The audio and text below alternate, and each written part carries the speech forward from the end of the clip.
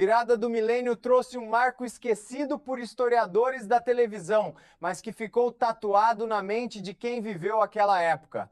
No dia 14 de agosto de 2000, estreava nas tardes da TV aberta um bloco que se tornaria o epicentro de uma nova avalanche cultural no Brasil, o Band Kids. Exibido estrategicamente às 3 horas da tarde, o programa surgiu como um verdadeiro oásis para uma legião de órfãos da Rede Manchete. Quem ligava a televisão naquele horário não buscava debates sensacionalistas ou os dramas repetitivos das novelas mexicanas concorrentes. O público queria fantasia, ação e mundos distantes. O bloco resgatou a paixão nacional pelas animações japonesas e conseguiu o feito de superar, em termos de impacto imediato e engajamento, a primeira onda dos animes que havia chegado ao país na década anterior. A grande força motriz dessa obsessão coletiva atendia por um nome que dispensava apresentações: Dragon Ball Z.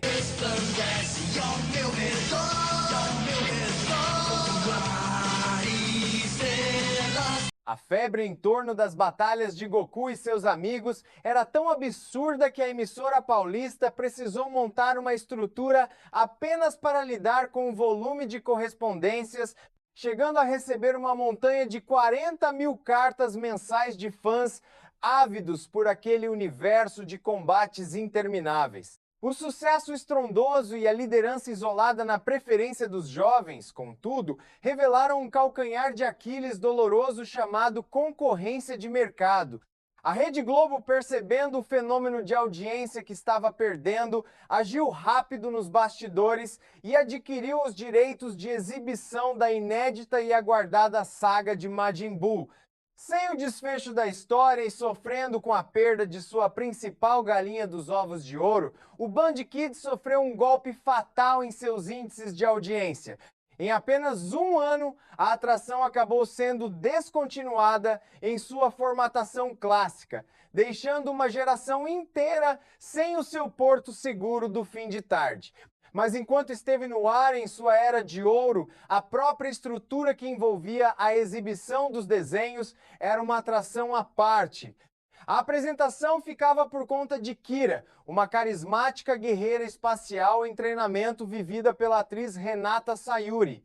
Com sua estética futurista, ela dividia a tela com figuras bizarras que flertavam com o surrealismo, como o Grande Olho, uma entidade misteriosa que flutuava por cenários virtuais, e Yuki, um pequeno robô de visual rústico que parecia ter saído diretamente das oficinas de sucata dos programas educativos da TV Cultura.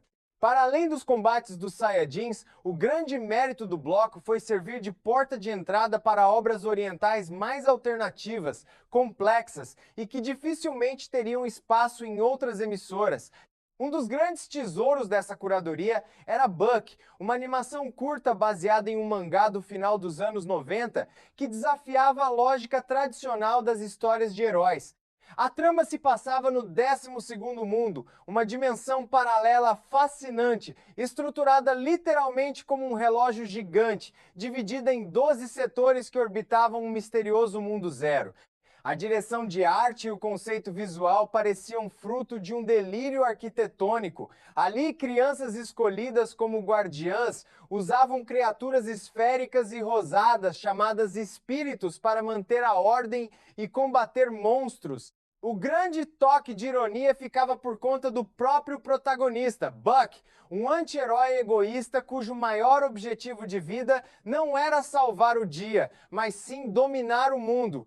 O destino da obra acabou espelhando a realidade do próprio programa de TV, sendo cancelada de forma abrupta antes que o jovem ambicioso pudesse concluir seus planos de conquista.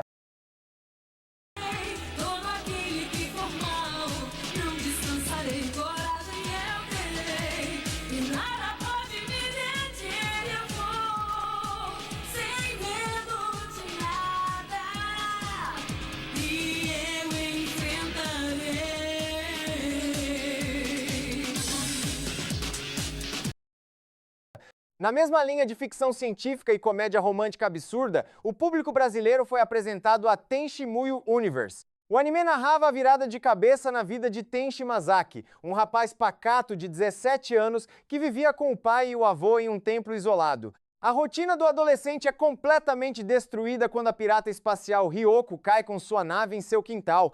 A partir dali, o roteiro se transforma em uma divertida bola de neve, onde princesas alienígenas, detetives intergalácticas e cientistas geniais passam a explodir naves e, por falta de opção, decidem se hospedar na residência do jovem. A casa de Tenchi vira uma espécie de pensão espacial caótica, criando dinâmicas de convivência que misturavam batalhas de proporções cósmicas com dramas domésticos sobre quem lavaria a louça do jantar.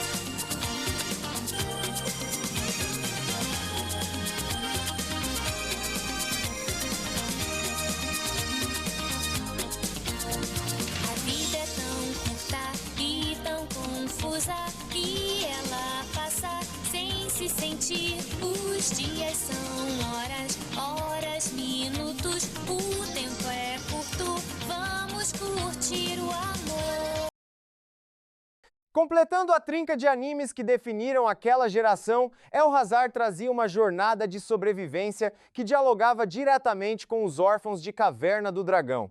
O enredo acompanhava o estudante Makoto Mizuhara, que junto com seu pior inimigo da escola, uma colega de classe e um professor excêntrico, acaba sendo tragado por um portal para um mundo paralelo exótico conhecido como El Aventura. Ao chegarem lá, descobrem que o novo ambiente despertou habilidades únicas em cada um, e a narrativa se desenvolve na busca constante por decifrar os mistérios daquele lugar para encontrar o caminho de volta para casa. Assistir ao Band Kids no início da década de 2000 era uma experiência de imersão cultural profunda e analógica, impossível de ser replicada na era dos algoritmos de streaming e dos vídeos sob demanda. O ato de correr para casa após as aulas, preparar um lanche e sentar em frente ao tubo da televisão criava um ritual coletivo. Havia uma dedicação quase artesanal por parte dos jovens da época, que passavam horas tentando desenhar seus guerreiros favoritos em cadernos escolares enquanto os episódios eram exibidos em tempo real. Se hoje a internet é inundada por comentários instantâneos e discussões em redes sociais, naquele tempo o engajamento se traduzia em pilhas de papel escritas à mão que cruzavam o país em direção aos estúdios da emissora. O bloco televisivo pode ter tido uma trajetória curta em seu formato original, mas a densidade das memórias que ele plantou selou o destino cultural de milhares de espectadores. Aquelas tardes de sol transformadas em aventuras espaciais consolidaram um carinho nostálgico que o tempo não foi capaz de apagar, transformando um simples programa de desenhos na lembrança de uma época em que o mundo parecia muito mais vasto, misterioso e fascinante através de uma tela da TV. Por fim, o final da tarde ainda reservava espaço para O Mago, uma ambiciosa animação que misturava misticismo e futurismo tecnológico na virada para o terceiro milênio. O protagonista Ace Cooper era um ilusionista de renome internacional que usava suas habilidades de prestidigitação aliadas a uma tecnologia de ponta para combater a corrupção e os sindicatos do crime em uma metrópole futurista decadente. O desenho se destacava pelo clima sóbrio e pelo uso constante de efeitos visuais marcantes toda vez que o herói ativava seus truques, deixando na memória do público os comandos de voz que se transformaram em jargões de pátio de escola. Assistir ao Band Kids no início da década de 2000 era uma experiência de imersão cultural profunda e analógica, impossível de ser replicada na era dos algoritmos de streaming e dos vídeos sob demanda. O ato de correr para casa após as aulas, preparar um lanche e sentar em frente ao tubo da televisão criava um ritual coletivo.